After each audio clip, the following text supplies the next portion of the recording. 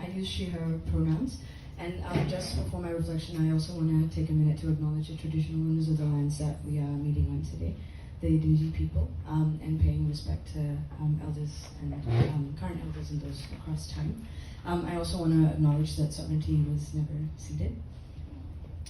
I'm one of two youth advisors to Headspace's national board and the current chair of Solace, which is a community of practice for multicultural mental health advisors and advocates and professionals, as well as working a little bit with my local PHN in the southeast of Melbourne.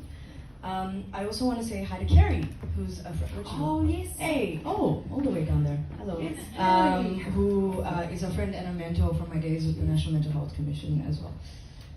To keep it short and useful, and given that this is my first MHLEEN forum, I thought I might spell out the letters in MHLEEN to summarize some of the key takeaways for me from yesterday's sessions. I know that they all already stand for something, but bear with me. For M, I had, my grandmother used to tell me, when you are unwell, you don't go to the doctor, you go to someone who has recovered from the illness. This was a quote from a consumer in Wollongong that Tim referenced right at the beginning of the day in his keynote, and it really resonated with me. In my early years of lived experience advocacy and coming from a multicultural and conservative background, my strengths and guidance didn't come so much from clinicians as it did from my friends and my family, and community members that fought and continue to fight just like me. It set such a genuine and grounded tone for the day of complex discussions that we had yesterday.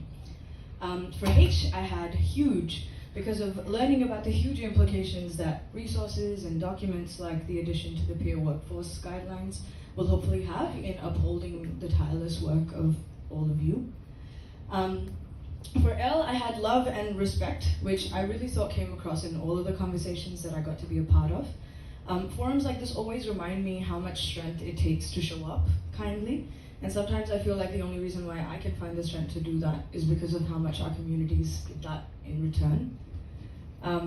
E is for engaging with Aboriginal and Torres Strait Islander communities in lived experience work, which was of course Nathan's thoughtful presentation, where I learned so much, including starting to think about the relationship between the definitions of peer work and lived experience, and especially those co-developed with communities. E is for the second E. I had ensuring equity and diversity in representation. As a bisexual migrant woman, married to a cis man of color with ADHD and endometriosis and a wide history of mental ill health, there's often tables I'm invited to that I can't see myself in. This isn't just my story, and in our afternoon conversations, one of the brilliant folks at my table spoke to ensuring that we don't only continue to consult and co-design with the same usual suspects, and instead, how do we start thinking about who isn't at the table, who needs to be, and how can we start building their capacity and that of the broader sector to get them at the table. And finally,